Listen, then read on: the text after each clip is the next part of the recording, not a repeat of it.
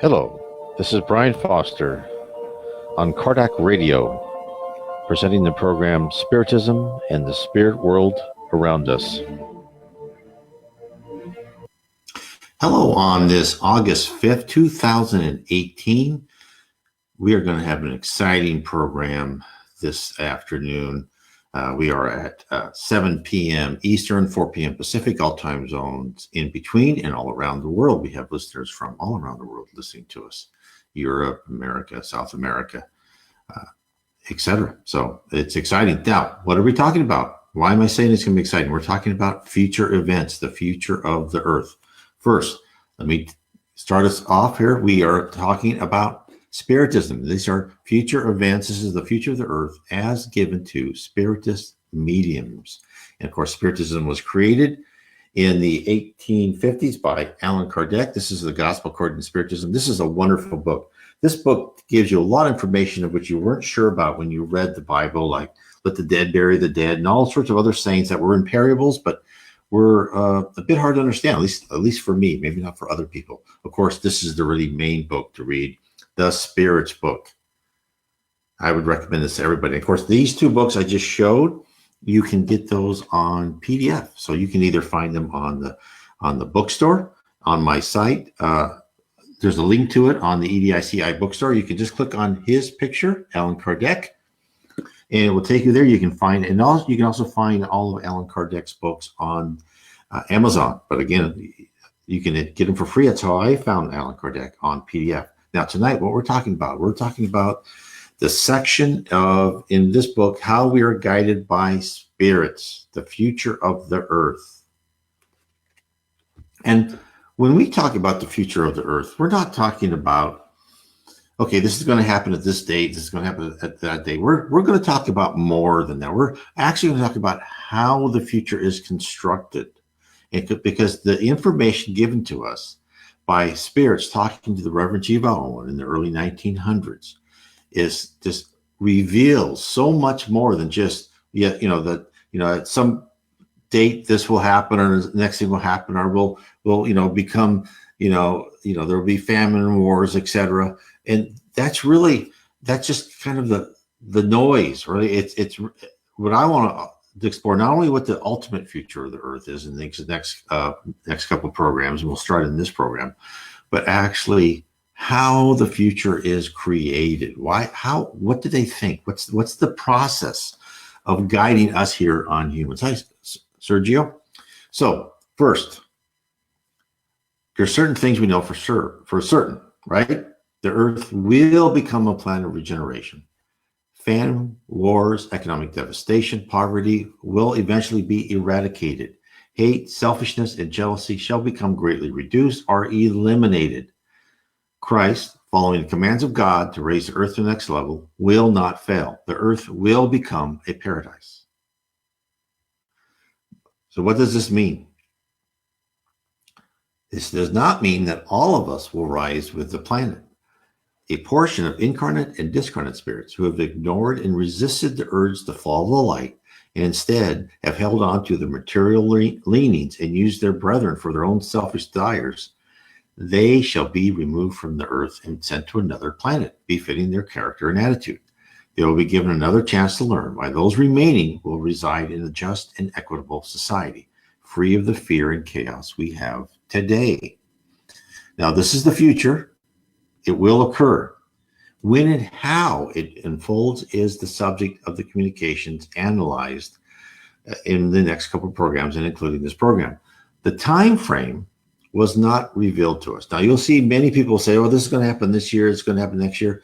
What I have found out is that to associate exact times, like, the 15th of December, this, is very perilous. And it usually is, and as I've been told in messages, is from the spirit worlds, our time is not your time. And that's why you don't see many messages saying, Eva, hello from Brazil. That's why you don't see things like, well, on August 5th, we're going to have this volcano going or something like that. It usually does not work that way. It doesn't mean it's not possible. I'm sure if the spirit world wanted to do something at a certain date, they could, but you will usually see that, when people think about things, of course, when we are told things, we always think it's going to happen today, right? Because we are humans and we want everything to happen quick. That's why you always see, these people saying, well, no, the apocalypse will happen, in this year or that year, or this was going to happen. And usually it doesn't, right? But it doesn't mean it won't. It just means that we don't understand. And our time frame, just now, I always think of this, our time frame is so small. We live what, 80 years approximately? I mean, that's nothing in the billions of years of the earth, the thousands, the tens of thousands of years of human history, and of course, the immortality of our spirits. So we will be planet regeneration. It will occur, right? And the time frame is not revealed to us. How many more centuries do each of us have to earn a ticket for the transition is unclear. But saying that, many spiritists, myself included, believe that we are now in the beginning of the first phase of transition. Forces are being marshaled to begin a spiritual transformation of the planet.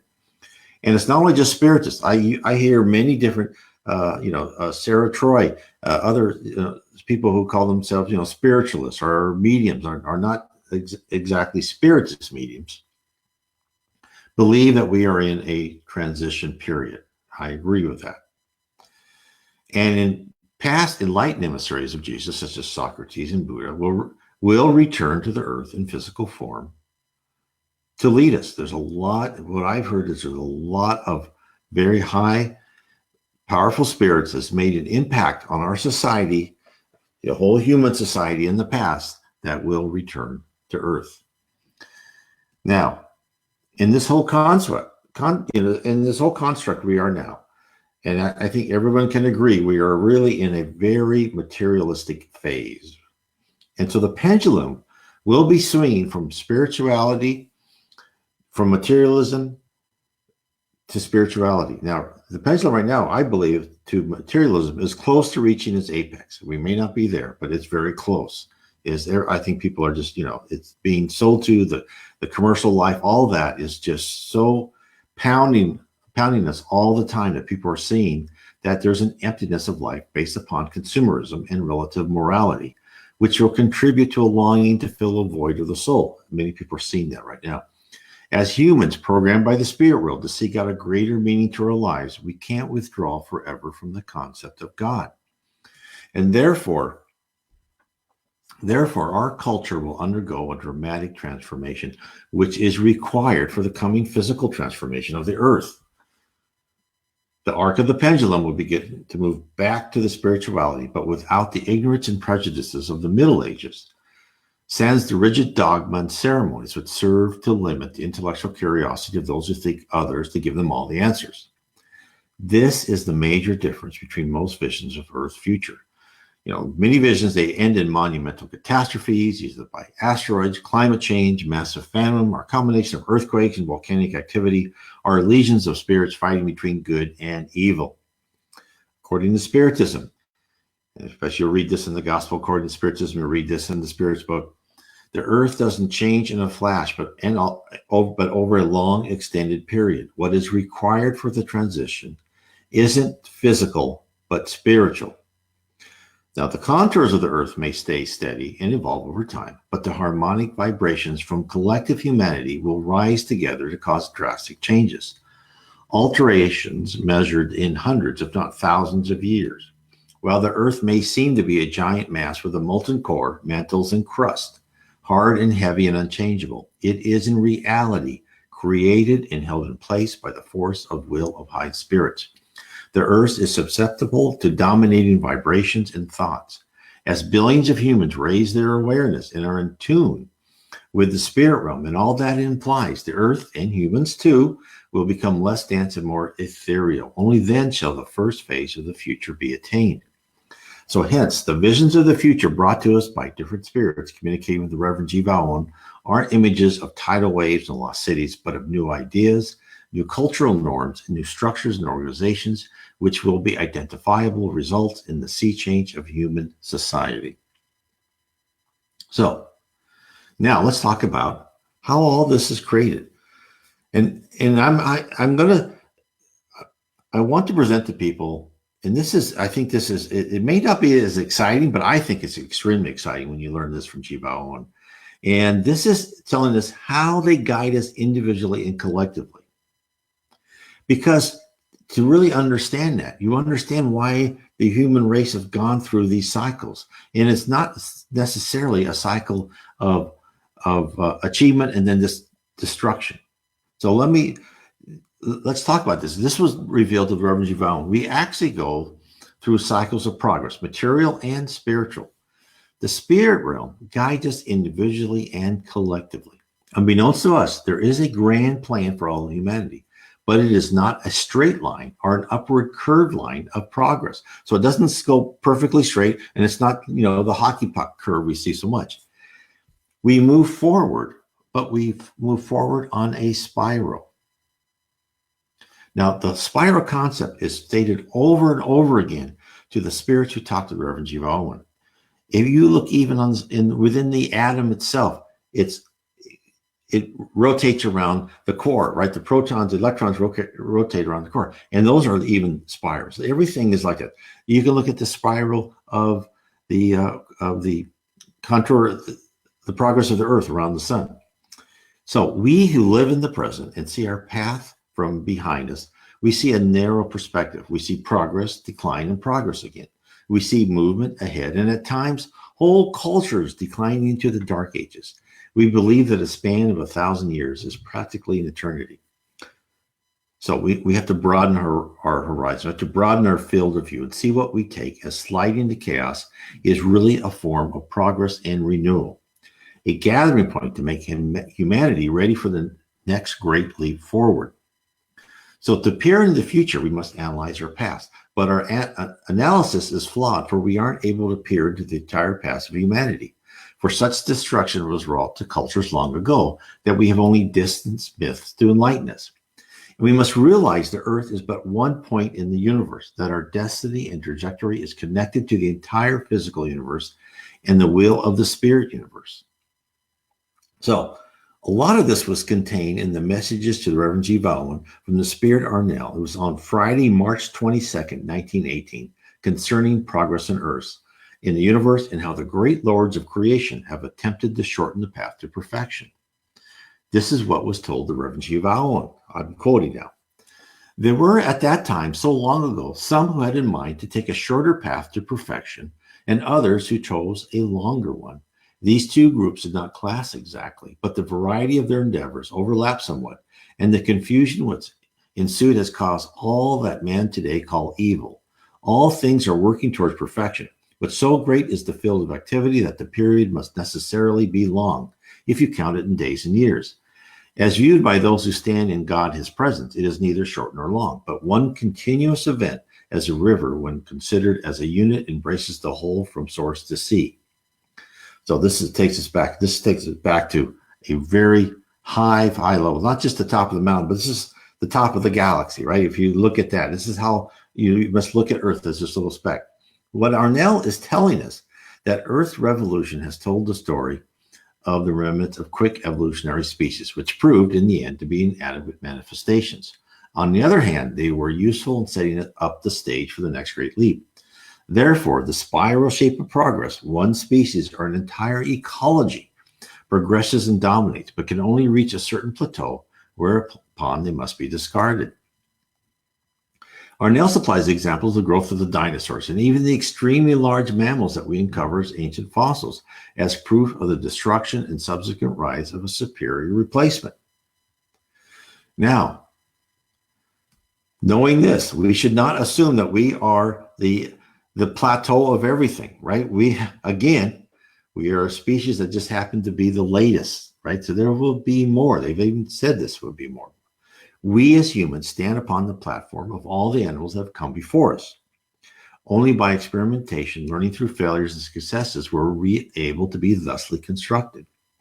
Darwin, in his book Origin of the Species, saw the struggle and deemed nature to be the guiding hand. But there is also the invisible orchestration by the spirit realm in facilitating our planet's major periods, making subtle changes in our DNA to push natural selection to perform its duty. So Arnell didn't limit his thesis to attempts to shorten the evolutionary ladder of intelligent animals. He included the grueling climb of our spiritual perfection as well. Everything is interrelated. This is what he tells us. Now, the further principle of which I speak is this. This course of development shall take a twofold line of direction. That direction shall first be outward from unity into diversity of expression, as we have already explained, but also along with this line of movement shall go its twin, which is that progress shall take the direction from the spiritual ever toward the material. It is like two runners running their course side by side. The one is named from unity into diversity, and the other is named from spirit into matter. These two must keep pace together. Neither must be allowed to outstrip the other, for they run not to win, except they win the outward goal together. So let's think about what he said. From the seed of a microbe, the diverse life of planet was hatched, right? Different insects, plants, wild animals, higher intelligent mammals were constructed. As soul-bearing dominant humans progressed in form, so they should progress in spiritual knowledge. From spirit into matter isn't the final objective. It is an important goal, one that must be reached when the level of body and civilization is ready. It is the connection of mankind's fascination with materialism with the expansion of the spirit-willed physical universe. So Arnell explains further. There were those who schemed to shorten this course by arresting the tendency untimely, before the whole outward course had been run, and turning again the urge of creative life inward toward spirit, before the outermost posts have been reached and rounded. So let me stop there for a second. So we really have to get to this material plateau before we really start then understanding the spiritual as much. The early human race, right? The tribal, they were very spiritual. They didn't have much technology, but it kind of means that we have to get up into technology and then come back to spirituality again. I'll continue the quote. That post is the material expression of an inner manifestation of a still deeper cycle of development, behind which there are those lords of creation who, by their willful energizing, guide the great fleet of our sun systems in their constellations on its voyage through the space of matter toward the port where they shall bend their course round again and homeward once again. So, what did he just say? This is where the logic and speech of high spirits become difficult to penetrate. Arnell's speech of the general universe, at the same time, he's speaking of our progress on earth. In the spirit realm, everything is tied into everything else. Everything is connected. As we make progress as an individual spirit, so does humanity progresses. So does our solar system. So does our galaxy, our universe. There are spirals within spirals within spirals, and so on. To those learned and wise spirits in the upper reaches of heaven, circling the earth, they see one small part of an intricate mechanical pocket watch. Visualize with small gears gating larger ones and hands spinning at different speeds, but when looked upon from the front, all makes sense. While we humans locked in our bulky physical bodies are imprisoned in one of the gears, peering out, observing an indescribable complexity. Arnell explains to the Reverend G. Bowen that providing material progress to humankind and human-like souls in other planets too early in their progress has unforeseen consequences, and that civilizations have had to be reset to put harmony in the physical and spiritual journeys of immature spirits. Now, this is a part I think is very exciting to everyone. So Arnell tells us, this is a message given to Reverend G. Bowen in the early 1900s, that we too, humans, have been too technically advanced in relation to our spiritual progress in the past. The destructions of Atlantis and Lemuria attest to that. He implies that at some point in the far and distant past, humans reached the material plateau, but they weren't ready to embark on the road to reclaim their spirituality. But now we may be ready. Think about that. So when you've read things from other mediums talking about Atlantis or Lemuria, humans were at that point. We were actually pretty evolved at a certain time. Edgar Cayce is the big one in American medium that talked a lot about Atlantis, 40, 50,000 years ago. So now let's follow Anil some more. This is what he said. To be clear, my meaning for you, the ocean is the realm of being expressed in outward expansion of the mind of the infinite and ultimate one. This is when he's talking about the fleet going towards materiality, so it can come back to spirituality. So he's talking about, so he's talking, what is this on? So he says the ocean is the realm of being expressed in the outward expansion of the mind of the infinite and ultimate one. So we all exist on this ocean of God has created all the rules, the divine force of nature.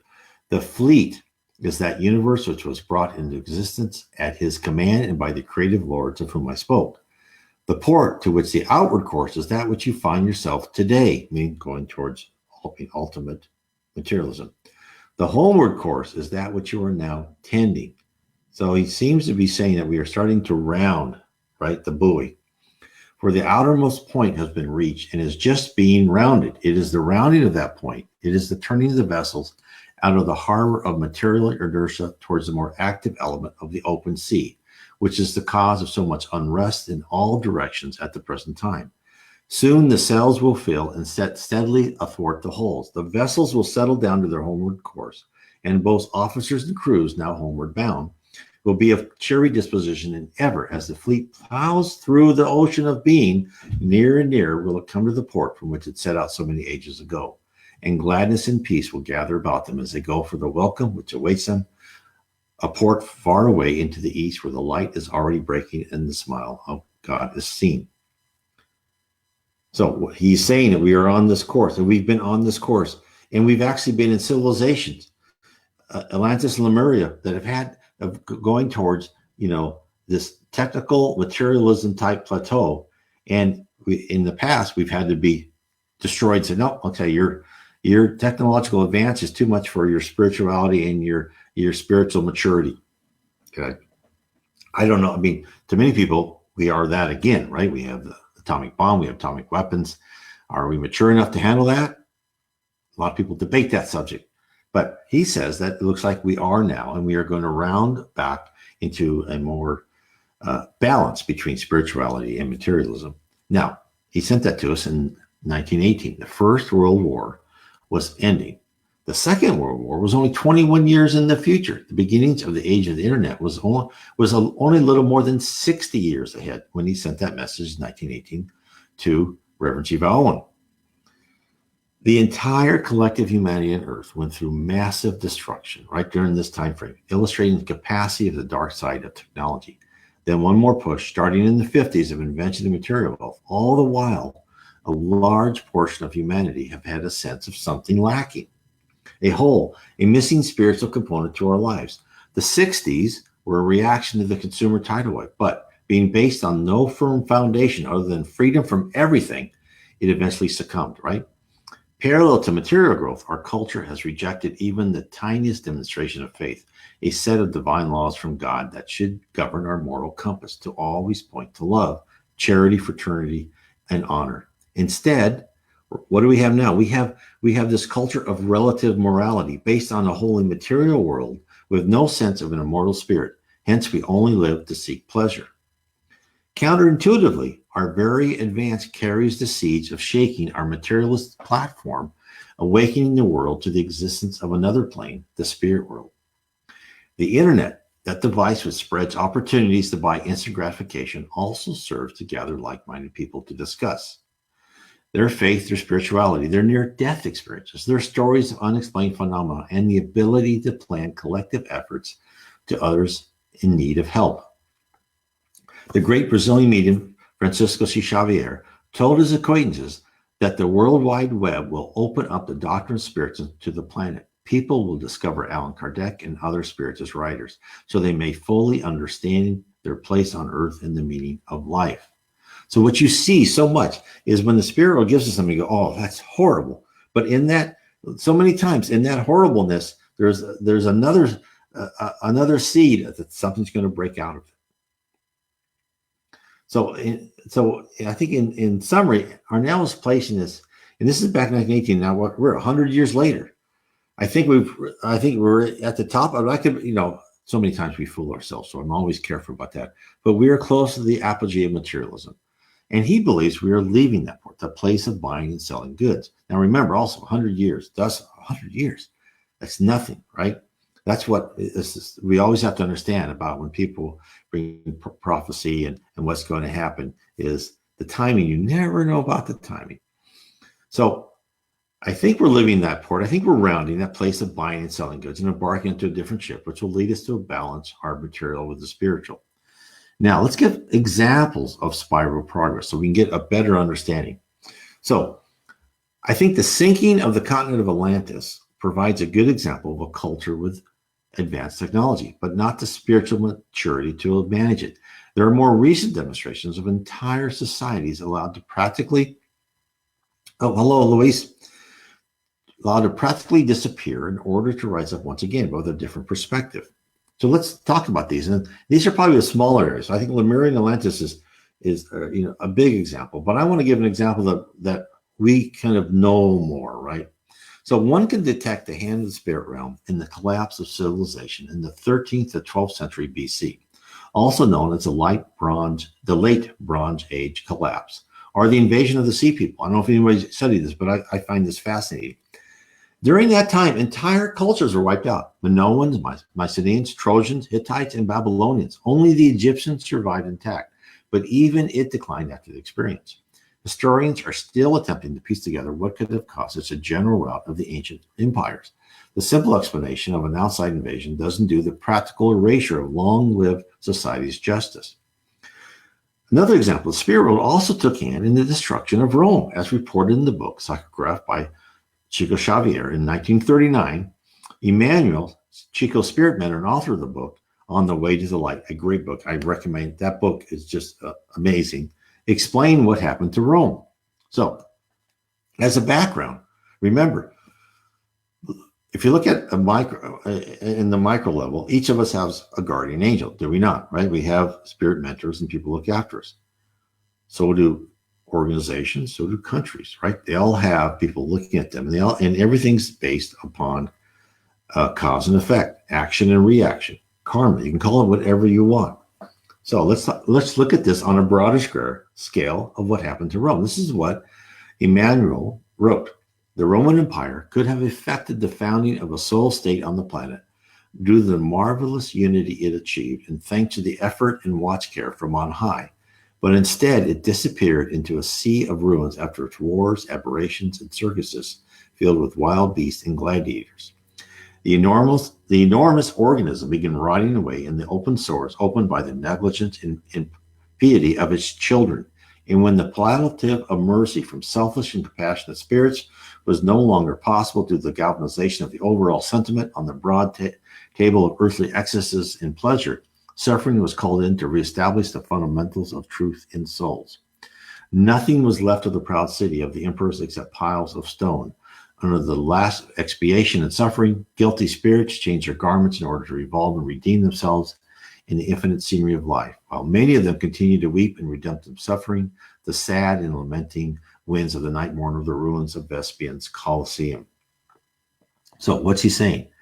The theme of what he was saying is that raw power, with the backing of technology and superior organization, can and will dominate other groups.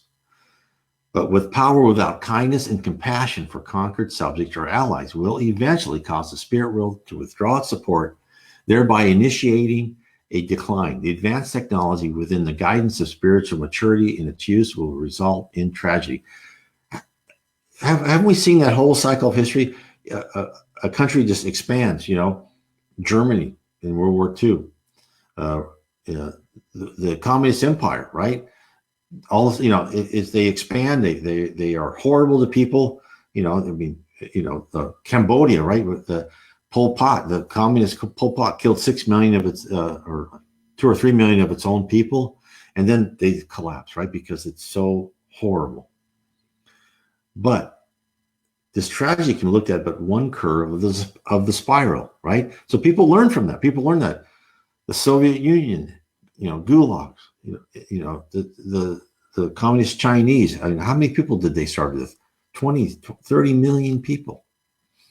So it helps society learn about these things. And remember, as people live through this and die, they go to the spirit world and they come back and they have that intuition. They have that intuition in their minds, right? They understand. They may not consciously understand, but subconsciously they'll understand that this society, which is going to be dominated, right, by communism or socialism, where the government tells you to do everything, is not a good idea.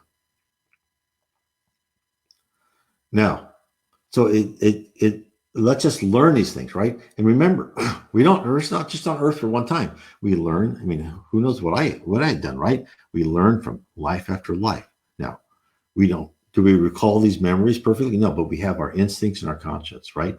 So from the ashes, when we are involved with these things, we can be reborn. We understand better that that's not a good idea. And while history can be viewed as an invention and loss of intellectual property, the intermediate growth of spirituality by the waves of reincarnation by spirits who once led great empires, now toiling on a farm, set up a subsequent growth better grounded in morality. So one can see from Rome, where slaves outnumbered freemen, to the rise of European powers, where slavery was eventually abolished. Certainly, there are still cruelties and injustice, but on the whole, successive governments and organizations were more inclusive and just to its citizens. In the 19th century, Europe made great strides in government institutions, but their history of colonization was a black mark. Emmanuel, once again on the way to light, states, condemned to irreversible sentences for social and political crimes, European dominance will disappear forever like the Roman Empire, handing over to the Americas the fruit of the experiences with a view to the civilization of the future. So the spirit realm had already planned the destruction of European powers even before World War II had begun. The spiral of history continues. So this is why it's so, to understand the spiral of history really should tell you that our progress through the future isn't going to be one or two events. Even as we're on that line to become a planet of regeneration, it's not going to be a straight line. We're going to go through ups and downs and learnings. And so Arnell told the Reverend G. Allen that we are headed back to a renewed spirituality that's in harmony with our progress, and it won't be done under the leadership of Europe. Emmanuel told us the same thing, and the baton has been passed to the Americas. Now, in the book Psychograph in 1947 by Chico Xavier, written by the spirit Henri Louise, Henri reports in a lecture by a learned spirit, and he tells us of our collective path to become better souls. This is what was said in this lecture.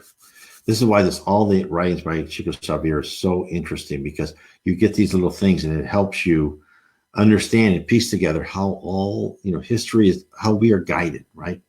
We're not just left alone just to do whatever we're doing. And as we will be guided. This is what the lecture said. How long have we done and undone, finished and started over on the reparative journey, only to return perplexed once more at the beginning? On the terrestrial stage, we are the same actors of an evolutionary drama. Each millennia is a short act, each century a brief scene. Even though we inhabit sacred bodies, we act like carefree children who are entertained only by child's play, and we lose the sanctifying opportunities of our existences. Thus, we become reprobates of the sovereign laws, ensnared in the ruins of death like shipwrecked pirates, who for a long time are unworthy of sailing the seas once again.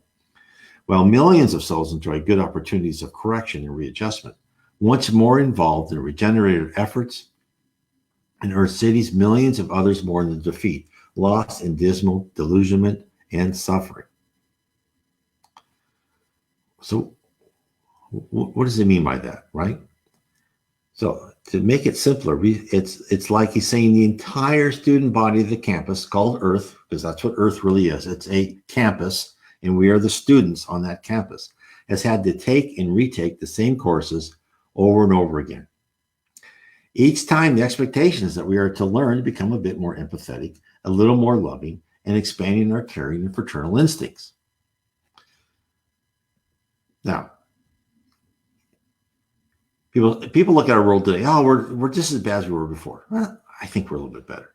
Eusebio asked, this lecturer, whose name is Eusebio, asked the audience, this is what he asked: how long will we be masterminds of destruction and wickedness instead of loyal servants to the Lord of life? We have been soldiers of the armies of illusion, leaving behind millions of tombs open under a torrent of ash and smoke. In vain, Christ has exhorted us to seek the manifestations of the Father within us. We nurture and expand only selfishness and ambition, vanity, and fantasy. We continue to incur onerous moral debts and enslave ourselves to the sad outcomes of our deeds, lingering indefinitely in a crop of thorns. In such a state, we have reached the modern era, which madness is widespread and men's and women's mental stability is on the verge of disaster. With an involved brain and immature heart, we hone our art of wrecking our spiritual progress. So, a bit damning. But Eusebio notifies that we shall stay on this merry-go-round until we deserve our way off.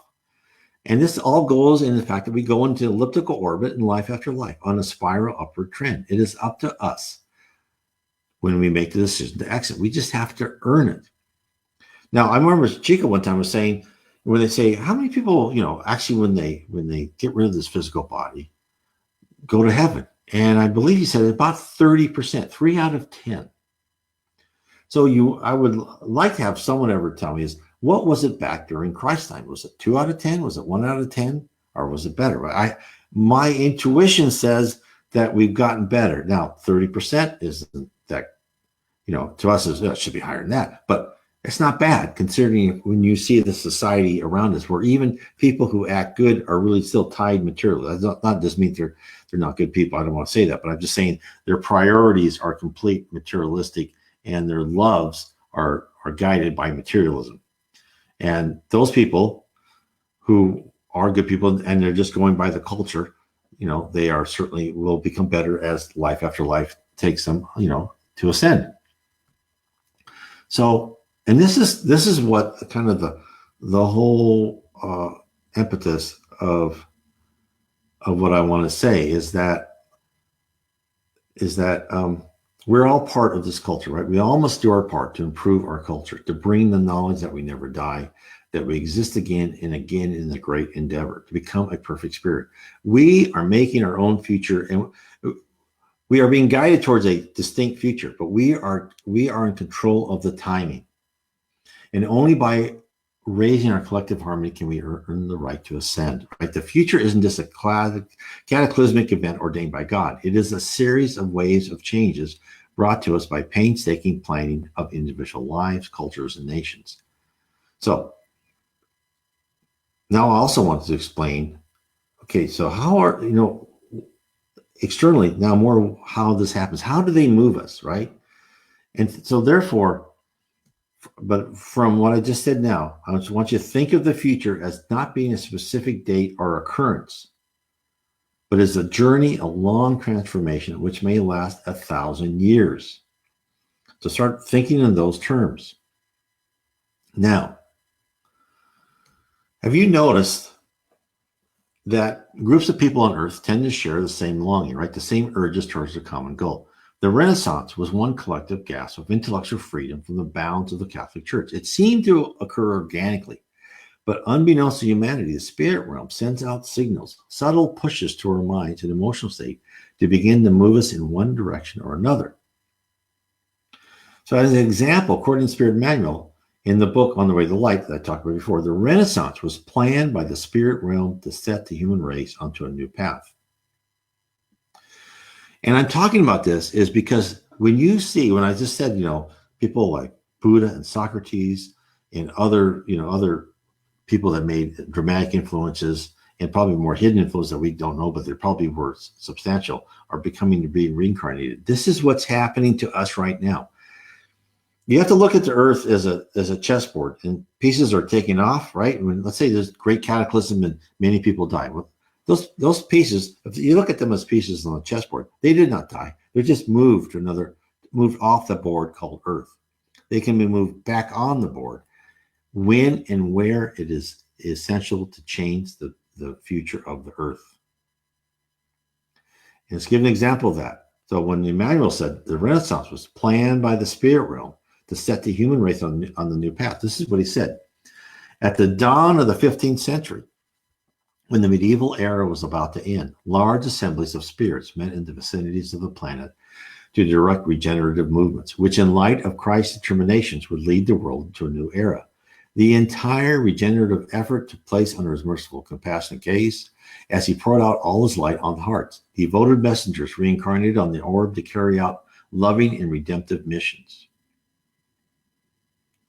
So not only did they place important pieces in areas of the board, they also kind of focused on the earth this longing, this collective longing to say, no, we need to break out of this dark age, right? And become intellectually more aware. They're actually leading us and guiding us to be this onto this era of exploration and invention. Now, according to the message from the Spirit Arnel, a similar event occurred around the turn from the 19th century to the 20th century. And this message to the Reverend Jivaon was dated March 8th, 1919. Arnel told Jivaon in his previous messages about the long journey of mankind towards material progress, what I just talked about before. So now, since he presented a new journey that shall begin, it will, as we're rounding that post, it will awaken spiritual forces and emotions that have been lost for thousands of years. This is what he's saying. The trend of human development has been downward and onward and toward into matter. That was God, his purpose, namely that he manifest himself in detail of form phenomenally, because this way was downward set, and the elements of air increase in greater measure than the reservoir of spirit in which they were poured from earth was able to absorb, assimilate, and transmute. It was therefore necessary that on our way to earth we clarified these spheres, and this we did preparatory to our more intensified operations on earth itself. What's he saying? So Arnel and other spirits describe the progress of humankind as well as individuals to be a spiral, remember? So progress is made, but sometimes through a dramatic event or an invasion for a country or a rancorous divorce for a person, it seems that all forward movement was lost, but it wasn't. For the episode actually created a firmer foundation to launch the next round of progress. When Arnel speaks about the elements of air, not just on Earth, but in the surrounding regions, he well knows that psychic emanations affect discarnates and incarnates alike, that sometimes the rays flowing from our thoughts need to be tuned. There's actually a great example of this in the book No Solar, when during the No Solar, I think it was written in 1939, I think it was published, they were talking about the beginnings of World War II and how that was, they needed to guard themselves against the psychic emanations, right? Because so many people were thinking dark thoughts. And so, again, that's another, and actually, even when I heard during World War II, other planets in our solar system said, no, okay, you got to kind of wall off the Earth. There's just so much bad thoughts coming from there. It's affecting all of us. So, thought is real. As I said, many other talks before, thought is real, right? Thought is action in the spirit world. That's why we have to tune our thoughts. We have to discipline our thoughts. So in this case, the entire human race has been pushed to advance their technology, which for a short term meant that a material outlook pushed out the spiritual side of life. And this is an imbalance that was allowed to exist so Earth society could reach where it was guided. Now, and by now it could mean starting hundreds of years ago, for the changes are subtle indeed, the human race is being herded back to experience a collective longing for spirituality. And I think many of you probably informally have experienced that. And if you look on YouTube and other places, you'll see other people talking about that. And yet, but you have to think of moving the humans on Earth as like a mile-long supertanker. From the moment the helm is turned, the noticeable change in direction is extremely lengthy. We, living around for 80 years in our physical bodies at a time, we don't have the field of view long enough to decipher alterations in course. Arnel tells us that this guiding is constant and unrelenting. This is what he says. Always Earth is operated on from these realms, these higher realms. This was to be an intensification of those operations, an axis of dynamic urge of such degree and impetus as should serve to send the hoop spinning safely down the lower slope and give it good start on its upward turn on the way towards the peaks across the valley. This has now been accomplished and the ascent is well begun. So in essence, back in 1918, we're being pushed to become more spiritual. And on this, to us, probably subconscious. And this is, for people we were probably in the spirit world at that time. Other people were incarnated, and they were said, no, we need to have more spirituality. So something large was started. Then Arnell tells us more. This commotion increased and extended as we pressed more closely around the sphere of Earth, and ever more and more they mingled in Earth's life and policies until at last they burst through. The encircling envelope, ethereal altogether, became of the economy of the world of men.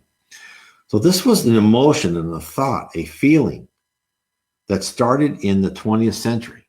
Now you can say, well, that didn't do much good. We killed millions of people, right? We had World War II. We had communism. It killed even more than World War II. We had all of these horrible things. But that may have just, so again, think of spirals, right? From that, we've had relative peace, right? We've had wars all over the place. But have we had a third worldwide war yet? No. Now, hopefully that will not happen. So that was probably all done to anchor itself to say, we cannot do this again, right? This is, it was I believe that this feeling starts with a sense of lacking, right? He's feeling that something is missing, which many people are experiencing today. Like the 60s generations, I said before, attempted to believe in love and all that implies, right? They had nothing, they had no foundation for it. But we have to remember that these are only skirmishes. A battle takes place. Society pushes back with all the weight of its entropy of hundreds of years. And although after the dust settled, a little progress was made. And the Reverend G. Bowen wished to know, was the Great War, as World War II was known at the time, was the climax? Of course, he would ask that. It was 1918. The Great War was like, you can never imagine a war. Now, this is really enlightening when Arnell tells them about that. Of that as climax. This he's talking about World War I. And G. Bowen hasn't even, he's back in 1918. But ever increasing in force, as I have already said, this war has gone on for these past ages past. Its martyrs have been many, and many phases has the war passed through. This is when he's talking about the war of turning the ship, getting to be more spiritual, less materialism. You would count it strange were I to table to you all these in total. I name but a few of these phases, and the phase religious and theological, artistic, political, and democratic. Scientific, the warlike phase which took much vogue this last millennia as to absorb well nigh all dynamics into its wide open maw. The good Reverend, like all of us, tend to localize great events around themselves. Where Arnell is speaking of centuries, we think in terms of years or decade. Arnell is preparing us for the future. Our future is humankind. We like to think of prophecy as boiling down to a distinct occurrence. And sometimes that's true, right? But the stronger, the irresistible prophecy is the vision of the human collective. The spirit realm is guiding us to this future. As sure as the rain falls, we shall arrive there. Arnell gives us a glimpse of the destination. For you to dwell upon the earth, is what he's saying, widespread and with large spaces unpeopled, so you are in total or still but few. We encompass the earth about on every hand, and our ranks spread backwards up through the steps and stories of the serried heavens. So we may be many, and each one of us power greater than the most of you. Ah, well, the dawning light will send its rays aloft and search us out in our hiding places amid the light and brightness of the spheres. Then earth will feel less lonely as it rolls along the meadows of the void. Earth will know in that day that all about those meadows, fairies, plays, and elves besport themselves in the merriment, and that earth is not lonely, but at one with the myriads of the redeemed of earth who have linked up humankind with those afar, who dwell on planets, some of which you see on a clear night, and others which are not visible to you on earth.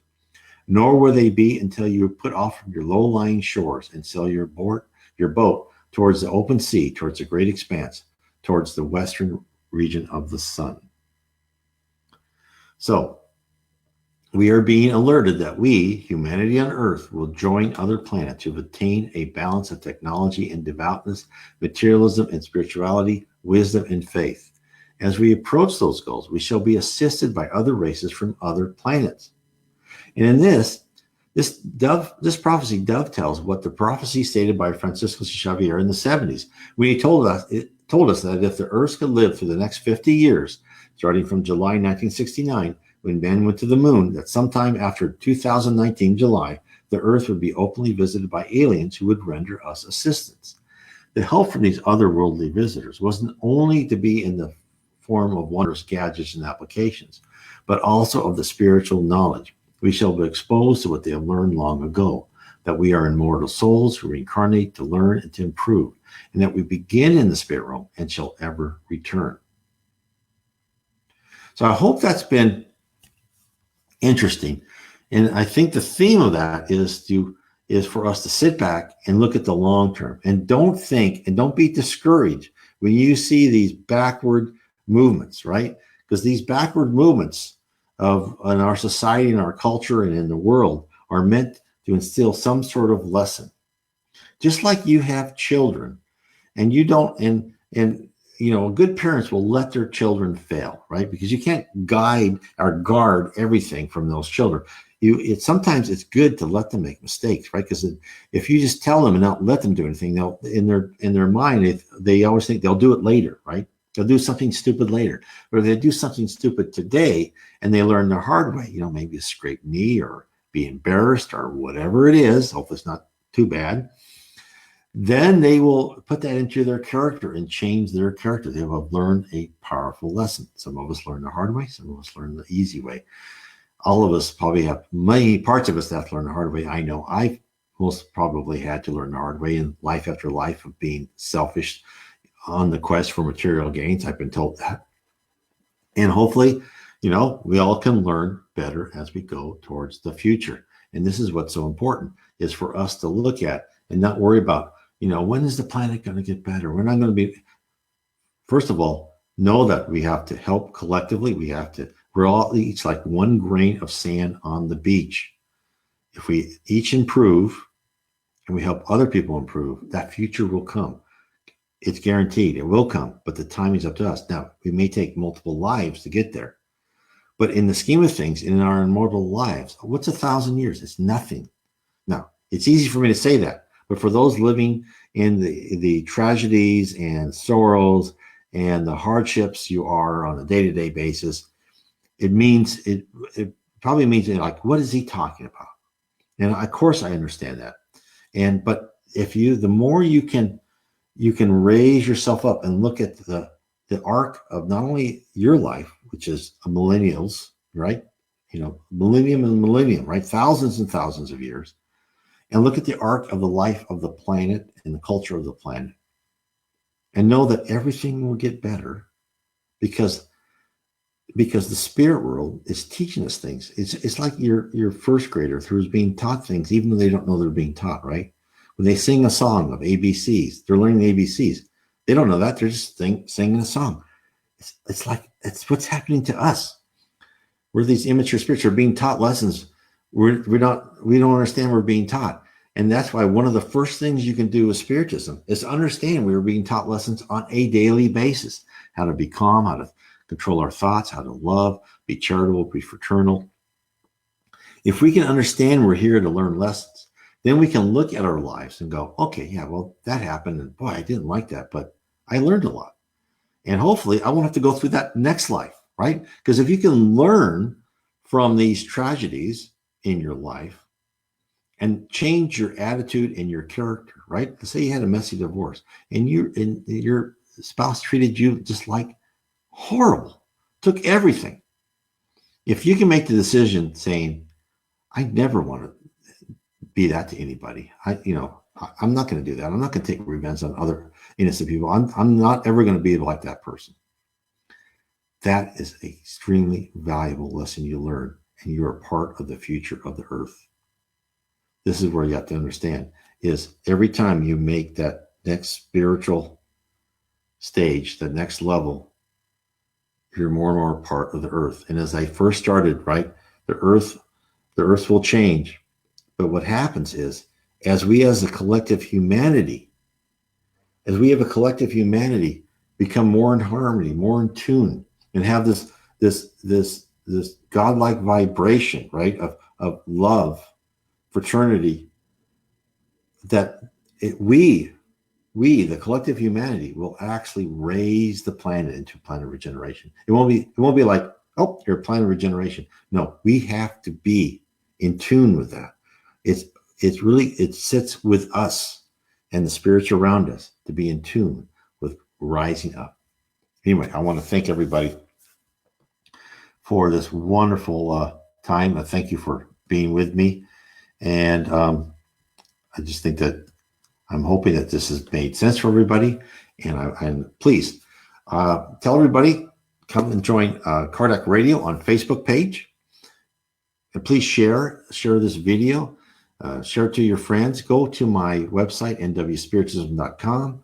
Click on the YouTube channel. Subscribe to my YouTube channel. I will put this live stream and all my other live streams I've been doing, and I'm putting shorter clips on different aspects of Spiritism on my YouTube channel. I'm hoping that will be good. Again, please remember, you can look on down at the bottom of the description of this video when I post to YouTube where you can buy this book, How We Are Guided by Spirits, Book 3 of Spiritism. I recommend that you buy Book 1 first, but the order's up to you, of course. I've had one person buy Book 2 first and really loved it. And so who knows, right? Everyone has their own approach to everything. And again, read the Spirits book.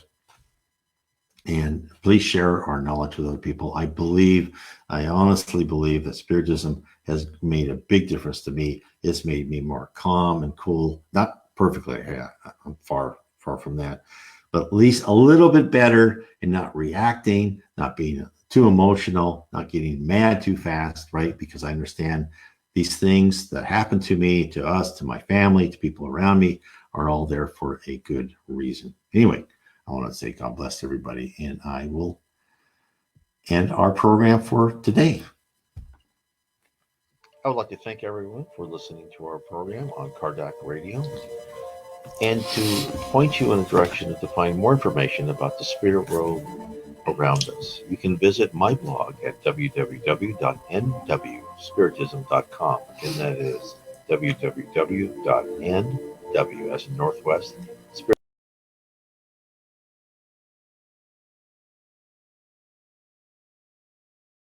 Come to our meeting on Bainbridge Island near Seattle in the state of Washington. Many blessings to all of you, and please continue to explore Spiritism and the spirit world around us.